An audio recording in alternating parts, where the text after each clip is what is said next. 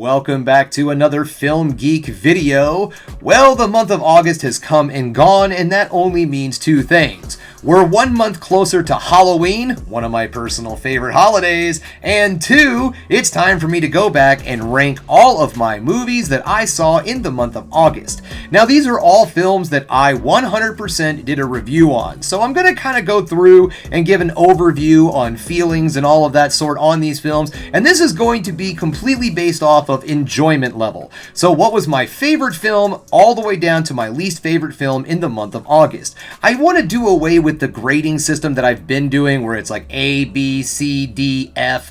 I don't feel like I'm qualified to necessarily grade the movie and its quality. I'm more of a guy who just really loves movies, okay? I like to come on my platform, my channel, and tell you guys about all of the cool movies I see. Yes, unfortunately, I don't love every movie I watch on this channel. Some of my reviews are negative, that I didn't enjoy it or something like that. And I do tell you guys, because, this stuff does cost money. And at the end of the day, you're paying for a product. And if I feel that that product is not going to entertain you in any way, shape, or form, I'm going to let you know. I'm going to give you my honest opinion on it. That, however, doesn't necessarily mean that I'm a professional by any way, shape, or form. So the way I'm going to do this ranking is literally by my favorite movie from the month all the way down to my least favorite movie. And I saw a reasonable amount of movies in the month of August. 13 films to be exact, and I've all enjoyed most of them. This wasn't the world's greatest month. Let's just put it that way. There were a lot of hits, don't get me wrong, but there were a lot of misses in the month of August. So you know what? It is time for us to head on over to the old information superhighway so we can rank all of the movies from the month of August 2024. Welcome to the internet, everybody. Let's get this started, shall we? Okay, so what was my favorite movie in the month of August? That is a tough choice. Let's see. Let's go on down here to the list. Was it The Crow? No. We'll be getting to that one much later. No, not at all. It wasn't The Crow. You know what? Honestly, the movie in the month of August that I literally cannot take my mind off of whatsoever, I have been thinking about this film since after I saw it, and that was Strange Darling. We're going to put that right up there at the number one spot. This movie blew my freaking mind. I loved this film. The quality of filmmaking is outstanding in this movie. The cinematography is beautiful. The movie is filmed on real film, and it gives it this just very distinct look. Let's just put it to you that way. Despite the fact it is a modern film, filmed and made in modern day, it gives the film this, timeless kind of feel to it. Just because it doesn't look all that, I guess I should say digital, it has that very grounded feel to it. And so it tells the story. Well, I'm not going to go too awful much into the story, to be perfectly honest. Let's just say it's about a woman who may or may not have a date with a serial killer. Okay? All right? That's it. That's all you need to know about this movie, because the less you know about this film going into it, the more you're going to love this movie, because you just... It's not a movie that, has so many surprises that it ruins it for a second viewing. But it's not one of those movies that demand a second viewing because it's confusing. You just want to watch the movie again because it's just such an enjoyable film. The movie is presented in a very unique fashion. It tells you right out the gate this movie is told in 6 chapters, and then it goes, boom, chapter 3. So okay, we're not going to learn this story in order. We're going to have it here, bits there. We're going to flash forward, flash back, and all that. And in some cases, storytelling in that way does not work, but for some reason it works amazingly with this film. And it just makes the movie that much more tenseful, that much more suspenseful. Tenseful? Is tenseful a word? I don't know. We're going to say it's a word for this movie. This movie is very tenseful. All right, so that brings us to number 2. What was my number 2 of August? And honestly, I'm going to go with Coup. I loved this movie. This film had me laughing. This movie had me feeling, suspense. It's not necessarily a suspenseful film. It's more of a dark comedy. But everything in this movie is presented so well. The acting is so great. And they take a topic that should, it feels very familiar, but they also do a great way of blending things together to make the topic unfamiliar. So it tells a story in, I think it's 1919, and it's 1917. It's around there. It's in the 1900s or whatever, during World War I and the outbreak of the Spanish flu. And it's right at the beginning of the outbreak of the Spanish flu. And it tells a story of these wealthy people who live on this island who are very secluded, and this is basically saying, okay, so all the rich people can just jump out of the city and go to their summer homes on this fancy little island, while all the working class and all of these folks have to stay in the city and face this horrible illness that's flying around through people. And so, yeah, rich people go out on the island, and so this guy, he's just trying to get by and get away from this illness himself. He goes over as a cook to work with these rich people. And then he starts influencing the staff of these rich people to form a coup. And they do. And it works out great. It's a really fun little class warfare film, and it makes this film also very identifiable and familiar because even though it tells the story of the Spanish flu, it's very familiar with a lot of the stuff that we went through not too long ago. But it also doesn't get preachy about it or anything like that. It just uses it as a method where we as viewers can take in and understand a lot more of what's going on. We feel very familiar with these characters and understand them a lot better because we have a shared experience. So I really enjoyed this movie, Coup. I don't know if it's already out on streaming or anything like that. If it is, check it out. It was a lot of fun. All right, so that brings me to number 3. Ooh, number 3. Let's see here. Let's go through the list. What do we got here? I am going to go with, yes, definitely, Twilight of the Warriors, Walled In. This was a movie that I found in my AMC app, and this movie blew me away. This is not just a typical martial arts film. It is not just a kung fu movie with lots of punches and cool kicks and choreography. This film goes into some also really great storytelling. It has some very awesome characters, relatable characters that you can get behind and really enjoy. So it tells the story of a young man who accidentally gets involved in this area of Hong Kong called the Walled-In City, which I found out was a real place at one point in time. Anyways, I digress. So he gets involved with these different gangs. Well, one particular gang inside the wall. He joins it, they become family and friends, and of course with gangs, there's gang warfare, other gangs trying to take over territory and so on and so forth. So this film is, yes, it has those vibes of your general kung fu movie, as I brought up in my review, but because of the really good storytelling and great characters of this film, it stands out a lot more than just a typical action film. So if you have the ability to watch this movie, check it out. You are going to really, really enjoy it. I mean, it's my number 3. I certainly did. So that brings us to number 4. Oh man, number 4. You know what? I am going to go with this one right here. So this is Waning Poetic right here. And I enjoyed this movie. This is the movie that I've been hit up before from George Masimoso. I think I'm so sorry, George. I get your name wrong every time. But anyways, George is a filmmaker, a DIY filmmaker who hit me up at the very beginning of the year to check out his movie, It's Love, Bro. And I had a lot of fun with it. I enjoyed it. I did a review, posted, so on. You can go back, check it out. A lot of fun. This is his latest film, Waning Poetic, and it tells the story of 2 high school graduating seniors. They're both siblings, and they get stuck in this weird time vortex kind of thing at their high school right before their graduation.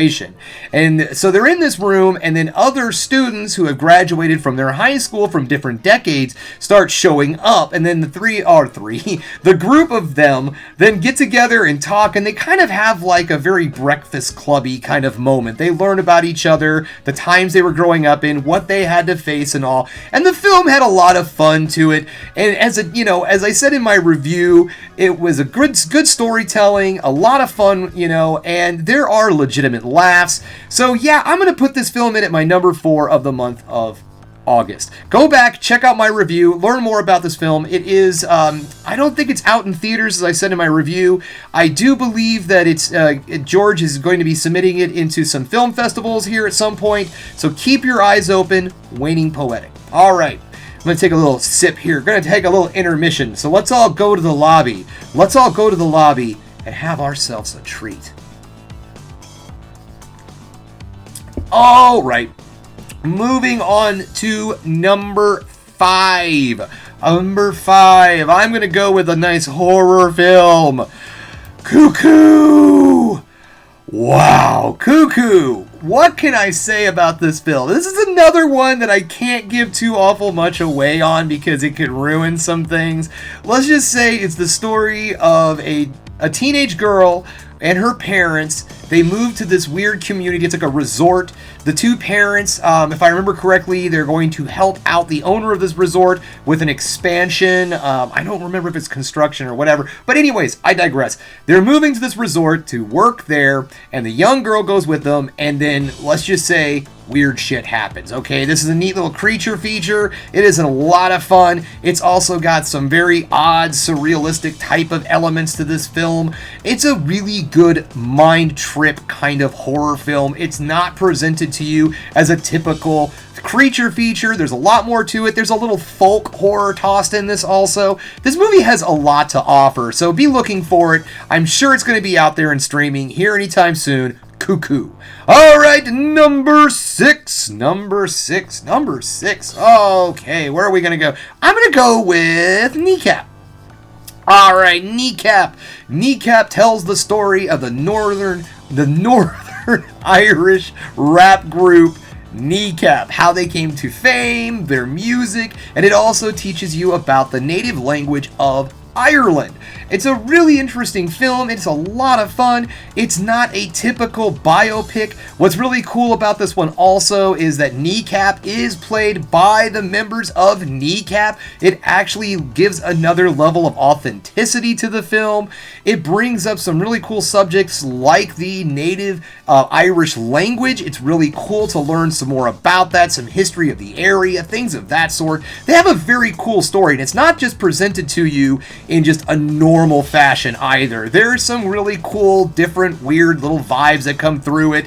The drug use is very prevalent in this film, and so through the drug use, there's some cool hypnotic weirdness that goes on. This got some great jokes. It's a good, solid story. So if it's out there, if you have the ability to check out Kneecap, this is a solid film to check out also. All right, that brings us to number 7 of the month, and we're starting to dwindle down here. I told you I saw a lot of movies here. Number 7, and this one is recent, and that is The Wasp. Man, oh my goodness, this film had me just on the edge of my seat for most of the film. This is not a slow burn. This film just goes along at a smooth pace. Oh my gosh. Anyway, so it tells a story of two friends who meet each other and get together again from childhood. And one of the women is in an abusive relationship, and so she's trying to get the other woman who has questionable morals to help her out killing her husband. This is a fun, on your edge of your seat suspense thriller. I swear this movie takes you to places I was not expecting. I really did not see the twist coming when it showed up. I felt like this film was just going to tell a very straightforward tale because honestly, planning a murder, executing a murder, and getting away with a murder, that's suspenseful and tension-filled enough. But then this movie goes into areas I was not expecting. And I'm not talking about surrealism or weird or blah blah blah abstract thought. It just surprises you. It's not what you expect. Let's just put it that way. This goes back up into the strange darling area. The less you know about this movie, the better off you are. It's just, trust me, it's an extremely great cast, a lot of good acting. This is one of those films that primarily takes place in one spot, and despite the fact that in this one spot for most of the film you just have two actors talking to each other, this movie still keeps you intrigued and interested in every moment of it on the screen. Very solid film. Check it out if it's still in theaters in your area, The Wasp. Alright, so we're at, what are we at here? 8? Number 8? Whoo, number 8. What have we not gotten yet on this list? Okay, we're going to go with Stream. Good old Stream. Okay, now this is not quality related whatsoever.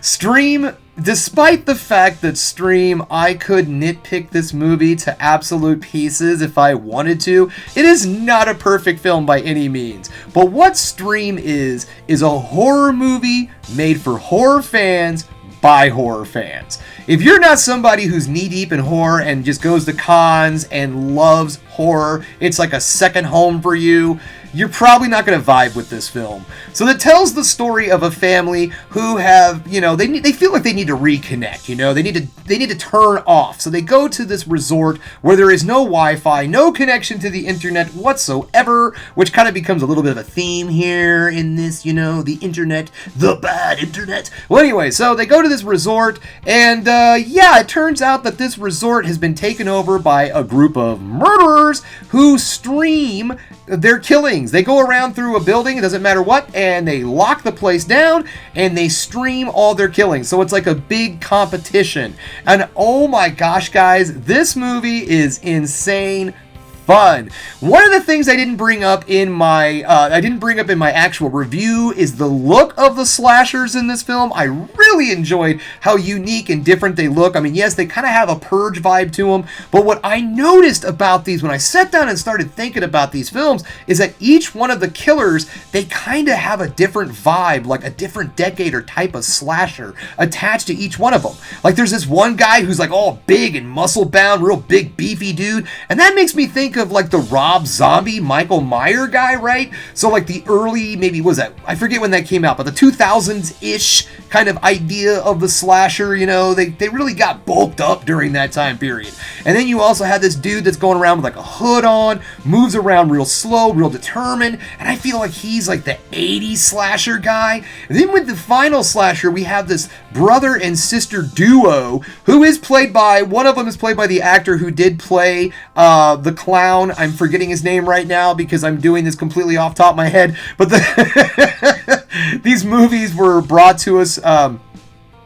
Anyways, he played Art the Clown. That's it, Art the Clown. He played Art the Clown, and he's in this film, and so it almost like he's the next generation of slasher and so on. You see what I'm saying? I feel like they pay homage to all of these different characters in horror films and all. This movie is loaded with horror actor favorites. Jeffrey Combs plays our master of ceremonies, as you could say, and he just knocks it out of the ballpark. Oh my gosh, go back and watch my review, because I feel like I'm spending way too much time on Stream, because it was my kind of movie, and I didn't put it at number 1, mostly because this was like a my kind of movie kind of thing, and I had a blast with it, but that doesn't necessarily mean that the common public is going to have as much fun with this movie as I did. So that's where it is on this level right here. Let's just put it that way. If you just want to watch, if you're a person who loves just balls to the wall, goofy ass violence, this movie should be coming to you here soon on VOD. Check out Stream. Okay, so here we go. More stuff. Number 9. We're going to go with Jackpot. Now, Jackpot was not a perfect comedy, but it wasn't a terrible comedy. I found some laughs. I thought for a movie that's sitting around on Hulu, it didn't do half bad. So this is starring John Cena and Awkwafina, and it tells a story of, Awkwafina. She plays a woman who wins a lottery in the state of California, and this is in the close future. I think it was like 2030 or 2035, something like that. Anyways, so she wins the lottery, which is great, right? Well, except for in this state of California, when you win the lottery, that means that it is open season on you. They can hunt you down, and whoever kills you wins the lottery. It's kind of their way to, I don't know, get out of paying somebody. They get killed, but they end up having to pay somebody else. It's a thing. Anyways, when you start thinking about it too much, you know what I'm saying? Now, I enjoyed this movie. Again, I thought it had some good jokes. It had some moments. Awkwafina and John Cena had great chemistry together. I thought they were a lot of fun. I just don't think this movie took it to the limit, though. It's like, you're on freaking Hulu, man. Go wild. Go crazy. I want to see some insane CGI, goofy-ass violence in this film. And the movie was fun. I mean, it has some violence. It has some real reasonably well choreographed fight sequences. But when you have someone like John Cena, who's like a trained, what entertainment martial artist, see what I did there? Yeah. Anyways, when you have someone with that kind of talent, why not utilize it more? I mean, he's already been in stuff like the Suicide Squad and Peacekeeper. Why in God's green earth can't he have that level of violence and goofiness in this? He's proven he could do it, but anyways, I digress. It was still enjoyable. I still had a good time. It's a solid watch. Check it out on Hulu. I think it's Hulu. Pretty sure it's Prime. I am so sorry. I keep saying it. I think it was Amazon Prime. I don't freaking know. It's one of those. Google it. Google it. All right, here we go. That brings me to number 10. Oh, it's really getting down here. You know what? I'm going to go with Incoming. Incoming was not a terrible movie, but it wasn't a great movie at the same time. I did enjoy it for a streaming film, for something that's on Netflix. I feel like if this movie was in theaters, it would have been a complete and absolute fail. So anyways, Incoming tells the story of new freshmen who are coming into high school. So their freshman year, they're incoming into high school. One of their brothers is throwing a huge party at his house to get back into school and so on and so forth. So this is, a raunchy teen comedy. And it definitely has its moments. It is a fun film. But, I feel like this movie, again, it kind of held itself back. It didn't go balls to the walls crazy. It's still it wasn't as raunchy as some of the old films like Porky's, Superbad, those movies from back in hell, Bridesmaids. Let's throw Bridesmaids in there. Why not? I know it's not high school, but it's similar. But anyways... I digress. A wacky, raunchy comedy such as those, Animal House and all, this movie just doesn't go the extra mile, just like Jackpot. It has its moments, and then it doesn't quite get there. Plus, the actual party itself is kind of boring. Like, I was actually finding more entertainment with the two, there's like, they split up, basically. So the group of 4 friends, they split up, 2 of them go to the wild party, the other 2 of them end up in a situation where they're driving a Tesla around town with the most popular girl in school passed out in the back seat. Let's just say hijinks ensue. And I was more interested, honestly, in those 2 friends goofing around with this girl, and they were quite respectful young lads. Let's put it that way too, all right? I want to put that out there. Respectful young lads. But it was very fun, and I enjoyed their adventure much more than going back to the fun at the party and all that. But anyways, not a terrible watch. Just be aware, it's a raunchy teen comedy, so if you don't want to see teenage kids doing stuff that you don't approve of, don't watch the damn movie. Alright, number 11, and we're going to put Trap in there. Trap? I forgot I saw this movie this month. So Trap is the latest offering from M. Night Shyamalan, and it is nothing more than a launching platform for his other daughter's career. This is to help his daughter get out there and be a pop star. And to be perfectly honest, she is talented. She was my favorite part of the movie. I think I put that in my my review too, that actually her singing and her music I found better than anything this movie had to offer. The acting was solid, but my gosh, man. I mean, this movie was boring. It was silly.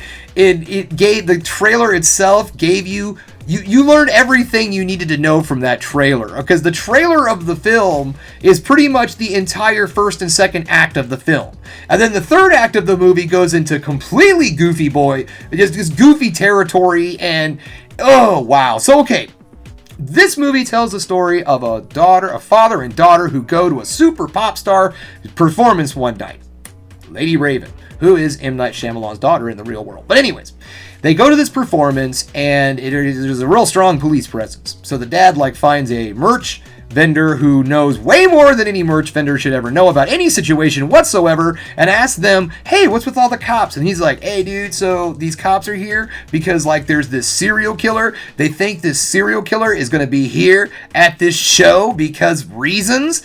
And yeah, dude, isn't that crazy? Isn't that wild? Well, guess what? That dad, he's the serial killer. Oh, he is there. And so we follow him around. And he is played by Josh Hartnett, and it's really good to see him get back out. I haven't seen him in something in a while, so he did great. Honestly, he was my favorite part besides the music. Okay, those 2 things made this movie worthwhile, and why it's not at the very bottom. Because the story itself, oh my gosh, was very weak and very thin. Calling this movie a horror movie is like calling I don't know. I got nothing. I got no quip. It's just, it wasn't a horror movie.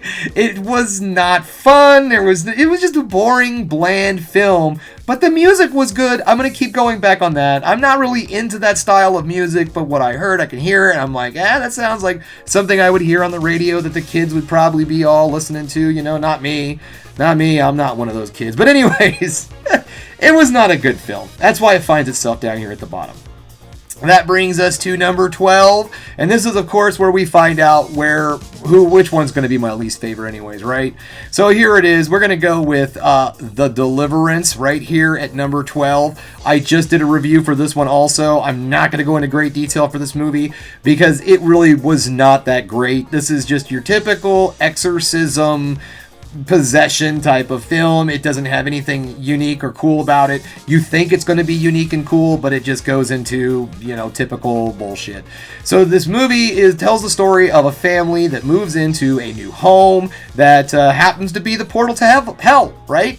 But the film spends the first half of the movie trying to make you think that this has nothing to do with the portal of hell, that this is just, general family problems. So you think this is going to be an allegory horror film, and then at the halfway point, they pull the rug out from underneath you, and you're like, fucking demons. Nope. We're in an exorcism film. The trailer was 100% correct. Hell. Yep. Here we go. And then it's just typical trope after typical trope. This film was just bland, boring, and I can understand why it just landed on Netflix with not much fanfare. I did not like this film, but I liked it more than this next movie. Skarsgård's The Crow. Now, I don't feel Bill Skarsgård was the problem with this film. I honestly thought he would do a good job, which I believe I brought up in my review of this film. I did like him as the Crow.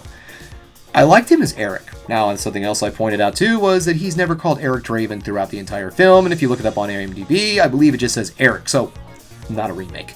But this is also just really, really bad interpretation of the source material also. It's a very soulless film, and I would call this movie a cash grab, but apparently it's already been pulled from theaters and lost a reasonable amount of money, which is kind of sad because I don't think it had a huge budget. I think it was in the $80 million budget or something.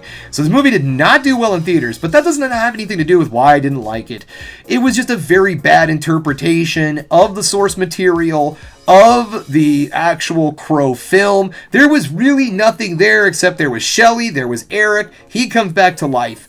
The whole first and second act has nothing to do with him being the Crow. We don't even get the Crow until the very end of this.